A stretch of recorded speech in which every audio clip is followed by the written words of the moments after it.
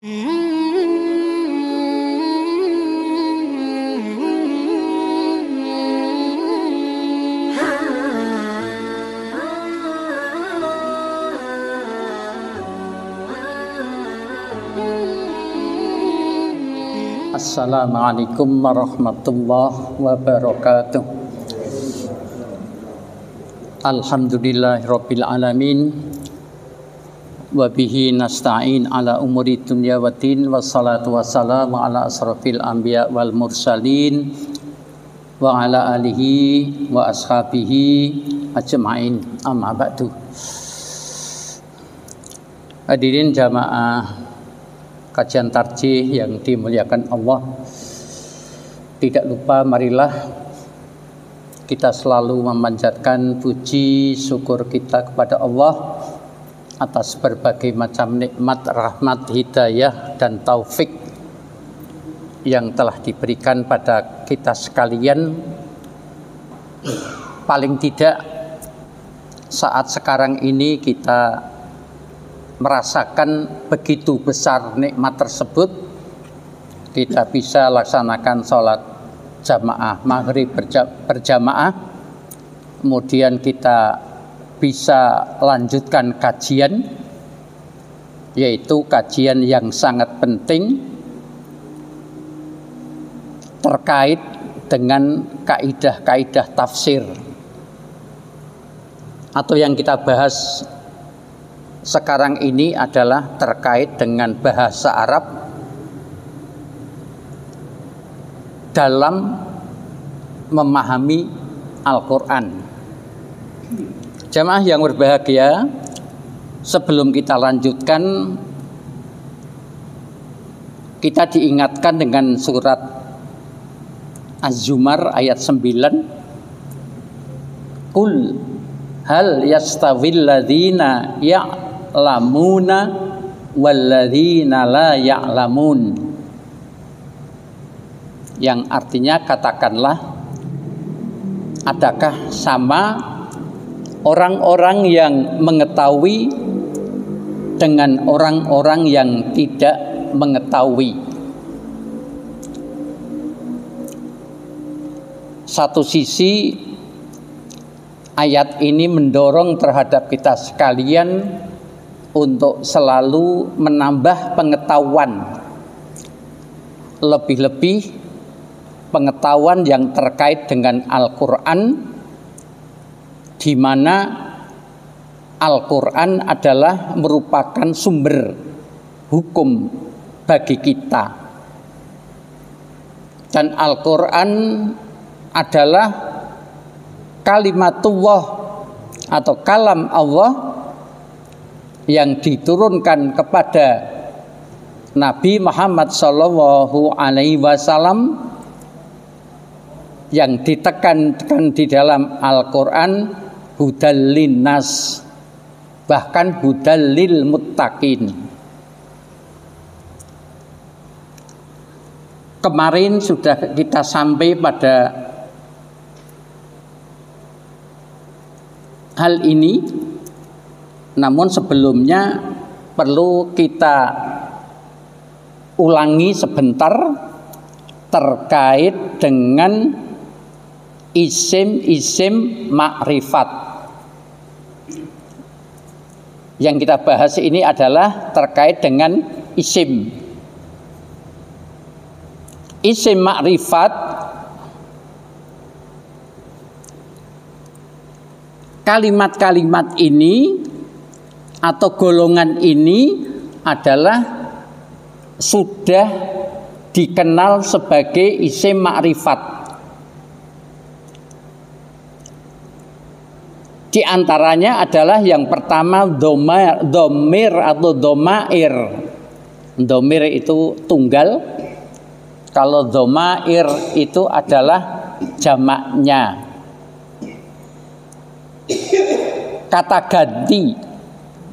ganti dalam bahasa Arab itu digolongkan menjadi pertama orang pertama itu saya, tunggal.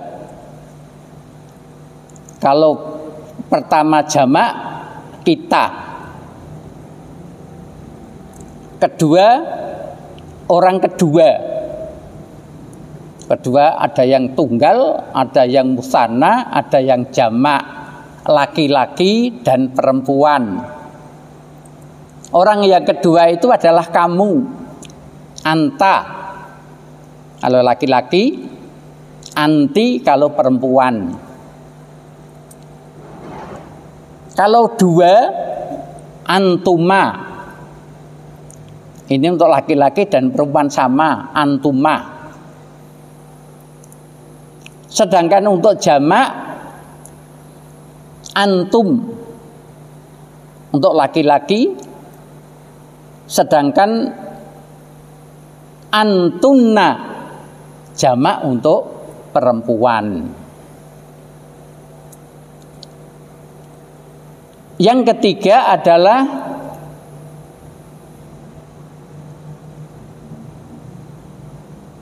orang ketiga. Orang ketiga itu tidak tampak. Kalau yang satu tampak saya, kita.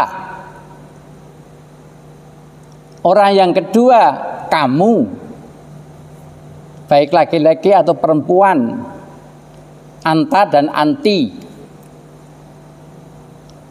Kalau untuk dua, antuma. Untuk jamak, antum dan antuna. Sedangkan orang ketiga itu adalah huwa, dia, yang tidak ada di sini. Ghaib,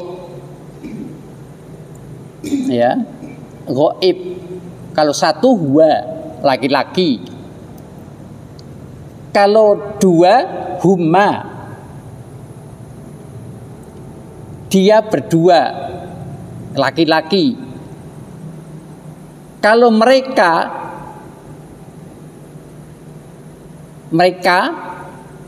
hum untuk laki-laki. Kalau untuk perempuan anti, apa tuh? Hiya, huma, hunna. Itu untuk domir. Orang pertama, orang kedua, orang yang ketiga. Sekarang yang kedua adalah alam. Alam itu walaupun tidak dikasih al itu sudah makrifat. Ya, sudah makrifat. Misalkan nama kota, negeri atau negara. Misalkan Magetan, walaupun tidak dikasih al, ya Magetana. Klaten, Kalatina, itu tidak bisa menjadi Kalatini walaupun ada ilah. Ya ilah ya Kalatina, ilah Magetina. Ya, itu alam. Lalu yang ketiga adalah isim isyarah. Isim isyarah itu isim penunjuk. Hadza, hadihi, haulai, ulaika, zalika, dan seterusnya. Itu otomatis, ya, otomatis itu termasuk isim ma'rifat, tidak perlu ada al. Lalu yang keempat adalah isim mausul. Isim mausul yaitu seperti alladzi, alladzani, alladzina, zalika, tilka, dan seterusnya. Kemudian al-muhalla bil al, ini adalah yang dikenal dengan tambahan al. Misalkan masjidun. Masjidun itu ada tanwinnya. Itu menunjukkan nakiroh. Tetapi kalau setelah ditambahi al, maka tanwinnya hilang menjadi dhammah biasa. Al masjidu, tidak al masjidun. Kalau sendiri tanpa al masjidun. Tetapi setelah dikasih al menjadi al masjidu. Hamdun, misalkan ya, hamdun itu adalah nakiroh. Tetapi kalau sudah dikasih al menjadi alhamdu, tanwinnya tidak ada, berubah menjadi dhammah biasa, alhamdu. Itu adalah dikarenakan ada al atau muhalla bil al. Nah, itu karena keadaannya dikasih dengan al. Kemudian yang ke-6 mudhaf ilaih dua kalimat yang menjadi satu. Jadi satu pengertian, diidhofahkan istilahnya. Mudhaf menjadi mudhafun ilaih. Misalkan apa? Mimbar. Mimbar itu sudah punya arti, ya mimbar ini. Tetapi kemudian diidhofahkan kepada masjid menjadi mimbarul masjid, mimbarul masjidi. Kalau setelah diidhofai, ya mimbarul masjidi. Kemudian yang terakhir, yang disertai dengan kata yang mengandung makna panggilan. Panggilan itu nida. Di sini umpamanya adalah ya. Kemudian digandeng dengan alladzina amanu menjadi ya ayyuhalladzina amanu. Orang yang beriman di situ adalah menjadi makrifat karena dipanggil.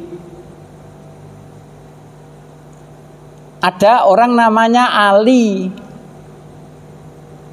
Dan kita yakin nama Ali itu bukan hanya satu. Tetapi manakala ada kemudian ditambahi ya, dipanggil ya Ali, maka Ali yang dimaksud itu bukan Ali yang di sana, tetapi Ali yang dipanggil itu, bukan yang lain. Maka Ali tersebut menjadi makrifat. Itu adalah yang kemarin ya. Sekarang kita lanjutkan. Ini lanjutan yang kemarin. Jamaah yang berbahagia, kemudian dalam konteks makrifat dan nakiro, para pakar mengemukakan rumusan kaidah yang dapat diterapkan rumusan pada umumnya, ya, seperti ayat-ayat Al-Quran. Nah, rumusan itu adalah ini pengulangan kata yang sama. Nanti ada contohnya dalam satu rangkaian kalimat. Yang kedua dalam bentuk makrifat. Jadi pengulangan kata makrifat diulangi lagi, maksudnya gitu. Maka itu berarti atau secara umum mengandung makna bahwa yang kedua sama dengan yang pertama. Misalkan ini, atau diteruskan dulu ya. Sedangkan pengulangan nakiro menunjuk bahwa yang pertama bukan yang kedua. Kemudian di dalam ayat itu kita perhatikan fa inna ma'al usri yusra. Inna ma'al usri yusra. Ada pengulangan makrifat yang mana, Pak? Ngusri, al-ngusri atau ma'al ngusri. Ya, ma'al usri itu ada alnya. Ada alnya, maka itu makrifat. Kemudian diulangi pada ayat berikutnya ma'al ngusri. Ini makrifat diulangi makrifat. Di situ dijelaskan kalimat makrifat yang diulangi, maka itu secara umum mengandung makna bahwa yang kedua sama dengan yang pertama. Jadi inna ma'al ngusri yusra, maka sesungguhnya kesulitan itu, kemudian inna ma'al ngusri yusra, sesungguhnya bersama kesulitan itu, kesulitan yang pertama ayat 5 atau ayat 6 itu adalah sama dengan ayat yang 5. Ngusri pada ayat yang 6 itu maknanya sama dengan ngusri pada ayat yang kelima. Sedangkan yang kedua, pengulangan nakiroh menunjukkan bahwa yang pertama bukan yang kedua. Yang nakiroh mana? Yusro. Ya, yusro. Kemudian yang dalam ayat yang ke-6 juga yusro.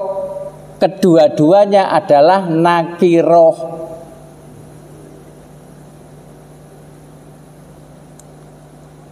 Maka apabila terjadi demikian ini, menunjukkan yang pertama itu bukan yang kedua. Kemudian pada ayat yang ke-6 itu bukan kemudian pada ayat yang ke-5. Berbeda berarti.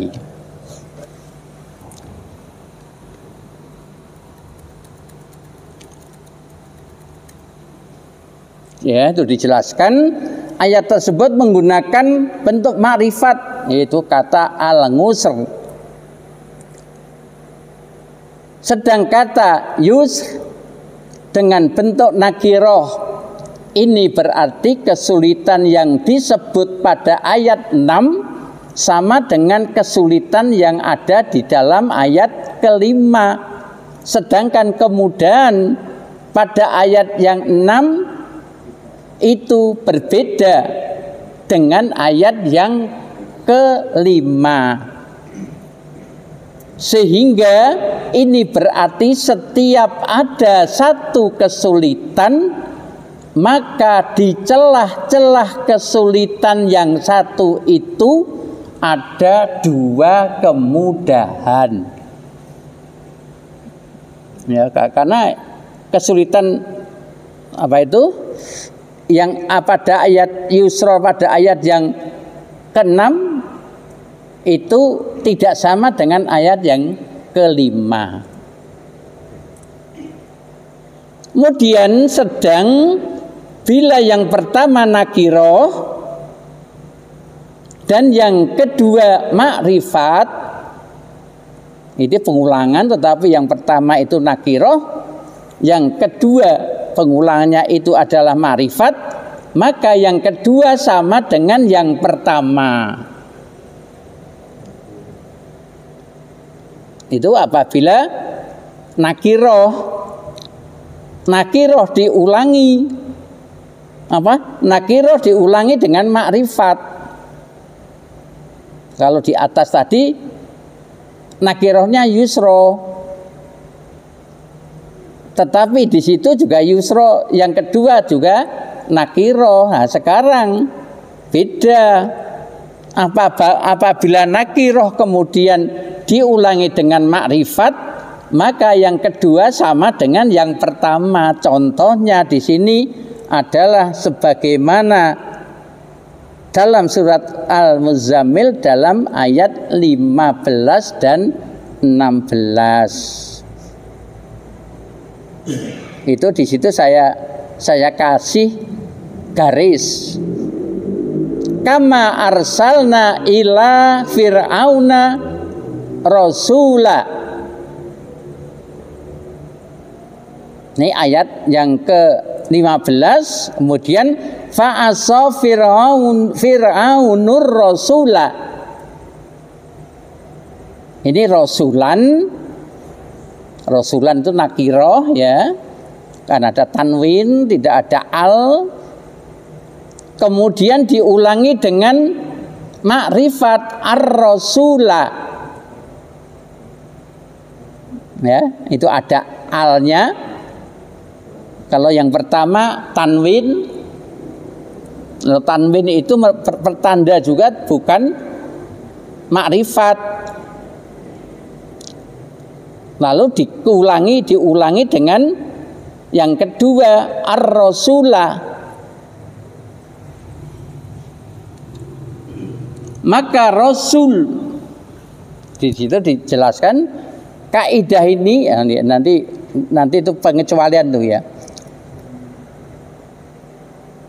Untuk yang pertama ini nakiroh diulangi dengan makrifat, maka keduanya sama. Yang dimaksud rasul kama arsalna ila fir'auna rasula, maka rasul yang diutus oleh Allah kepada Fir'aun, ya, seorang rasul yang diutus oleh Allah kepada Fir'aun, kemudian fa'asa fir'aunur rasula, kemudian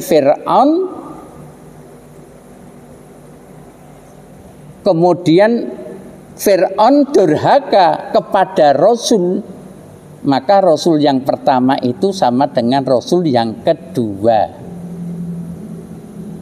Ini kaidah. Namun perlu diingat bahwa kaidah itu tidak selamanya tetap, tidak. Karena kaidah itu adalah aturan umum. Setiap aturan umum maka ada kekhususannya. Paling tidak itu bisa dijadikan pegangan. Oh, secara umum demikian. Tetapi tidak selamanya demikian. Itu dijelaskan dalam seterusnya. Kaidah ini tidak selalu demikian. Tidak selalu demikian. Tidak selamanya berlaku umum. Terkadang keumumannya itu terbatas. Namun paling tidak dapat menjadi patokan pemahaman.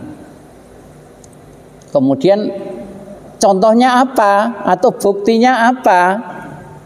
Ini salah satu bukti bahwa kaidah tersebut tidak demikian adalah firman Allah di dalam surat Az-Zukhruf ayat 84. Az-Zukhruf 84 yang berbunyi wa huwallazi fis samai ilahun.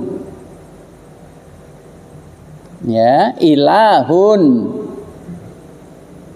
Wa fil ardi ilah wa huwal hakimul alim. Di situ ada kalimat sama nakiroh diulang nakiroh, yaitu ilahun. Ilahun itu artinya Tuhan. Wa fil ardi ilah, dan di bumi juga ilah, ada Tuhan. Wa huwal hakimul alim, dan dialah itu yang maha bijaksana lagi maha mengetahui, atau dan maha mengetahui. Maha bijaksana lagi maha mengetahui. Yang dimaksud diulang tadi ya, yang beda, yang menjadi apa itu pengecualian tadi tidak seperti yang umum. Kalau yang umum, manakala kalimat nakiroh diulang, nakiroh diulang nakiroh, maka di dalam kaidah tadi adalah yang dimaksud sama, tetapi ini tidak. Itu adalah merupakan pengecualian.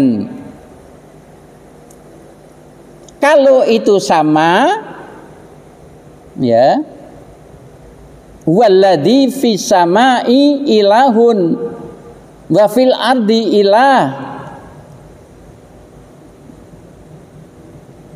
yang di langit dan di bumi itu ada ilah, maka ilah yang pertama dan yang kedua itu kalau menurut kaidah itu berbeda. Padahal tidak. Ada Tuhan langit, ada Tuhan bumi. Padahal tidak. Padahal Tuhan itu satu, maksudnya gitu. Maka kemudian para ahli bahasa itu memberikan solusi. Kalau demikian, ilahun itu bukan sekedar diartikan sebagai Tuhan, tetapi ketuhanan. Ketuhanan Allah itu di langit, dan juga ketuhanan Allah itu berada di bumi.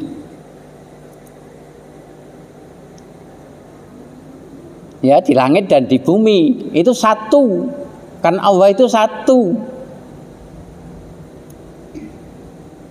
Maka ketuhanan yang ada di langit itu sangat jelas. Mengapa? Karena tidak ada penduduk langit, ya, para malaikat itu yang apa? Tidak ada yang membangkang. Mereka tunduk patuh terhadap Allah. Tetapi sangat berbeda dengan penduduk bumi. Coba kita lihat. Ya, penduduk bumi macam-macam. Ada yang tunduk, ada yang menentang. Bahkan yang menentang itu lebih jelas daripada yang tunduk. Ini barangkali sangat besar manfaatnya kita mempelajari ilmu bahasa seperti ini, atau bahasa Arab seperti ini. Dan kalau kita baca buku-buku itu juga tidak banyak. Yang saya tahu saja ya, yang saya tahu saya juga punya, itu mengenai buku yang terkait dengan ini tuh saya tahu yang khusus mengenai yang membahas tentang kaidah tafsir itu saya baru menemukan 2. Yang satu itu lebih tebal lagi, tetapi saya tidak hafalannya. Pengarangnya siapa saya tidak, tetapi saya punya. Sedangkan yang kita bahas ini adalah bukunya Quraisy Shihab.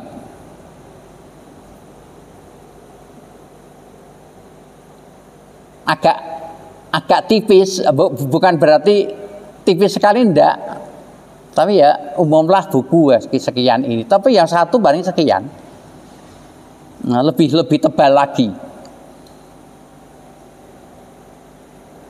Ini barangkali sangat kita rasakan begitu perlunya kita mempelajari ilmu bahasa,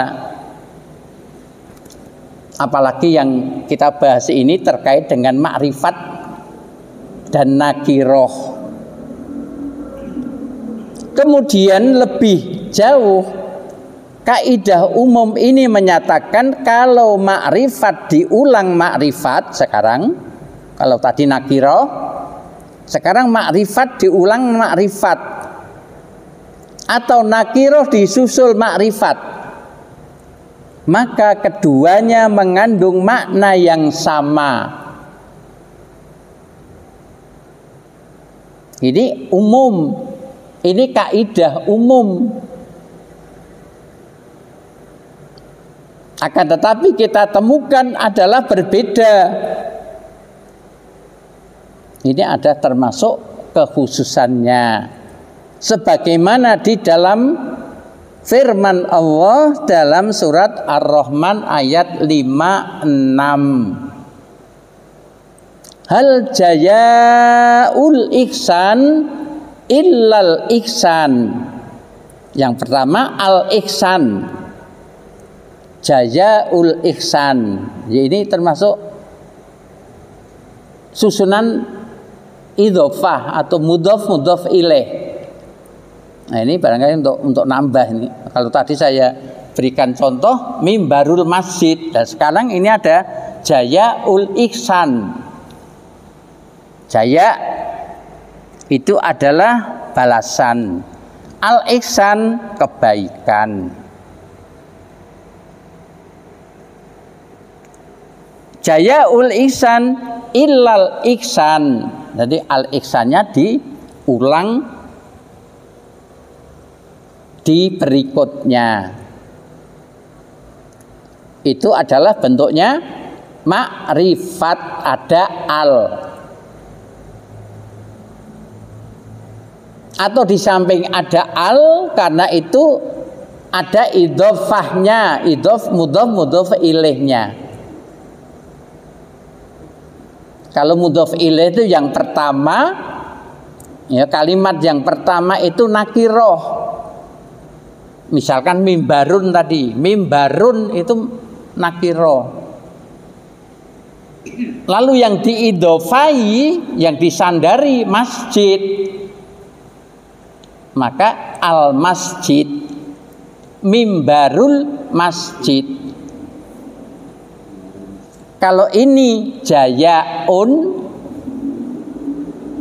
kemudian diidhofahkan pada al ihsan, jayaul ihsani. Ini tambah apa itu? Tambah pengertian kita tentang idhofah. Karena idhofah itu menjadi makrifat. Tetapi yang kita bahas ini adalah bukan itu.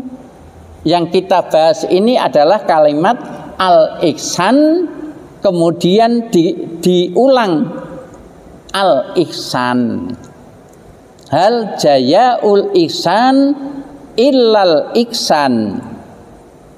Tidak ada balasan kebaikan kecuali kebaikan pula. Ya, yang kita ulangi adalah al-ihsan, diulangi 2 kali dalam bentuk makrifat. Al-ihsan yang pertama itu adalah ihsan di dunia. Jadi ketika ihsan yang pertama itu adalah ihsan di dunia, di mana kita berbuat kebajikan. Maka jayaul ihsan, maka balasan kebaikan di dunia ini, maksudnya gitu, adalah ihsan besok di akhirat.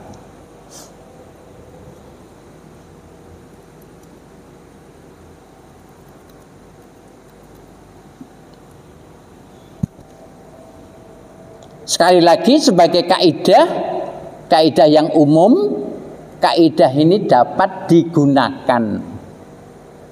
Ya, jadi kemudian jangan kemudian nanti kita nyalahkan manakala kita temukan kekhususannya seperti ayat ini. Nah, sekarang kita masuk, masih ada waktu berapa menit? Masih ada ya? Masih. Kita lanjutkan yang di asal usul kata. Jadi kalau kita membahas tentang isim, itu bisa kita runtut, kita selidiki dari usul katanya.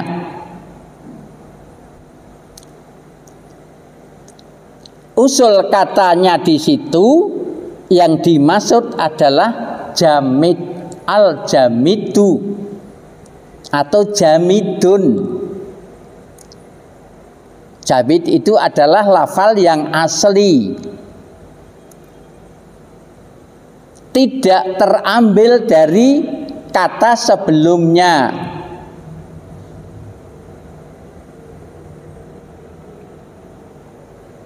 Misalkan Samsun, al-ard, kok sudah bisa? Nanti itu kecepatan tuh. Hah? 7 itu masih. Ya mungkin jamnya yang tidak setel. Jamid itu adalah bentuk asli, artinya kalimat itu, kata itu bukan bentukan gitu. Bukan berasal dari kata lain.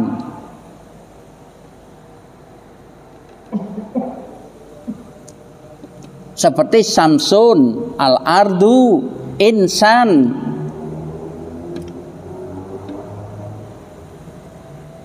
Di samping jamid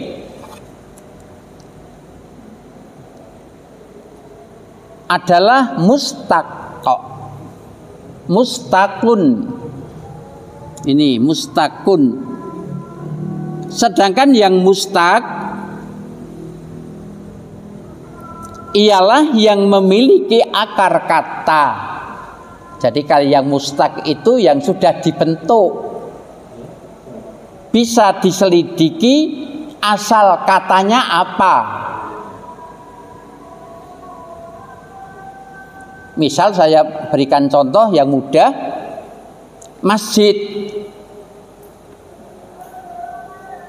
Masjid itu asalnya ada, itu dari sajadah.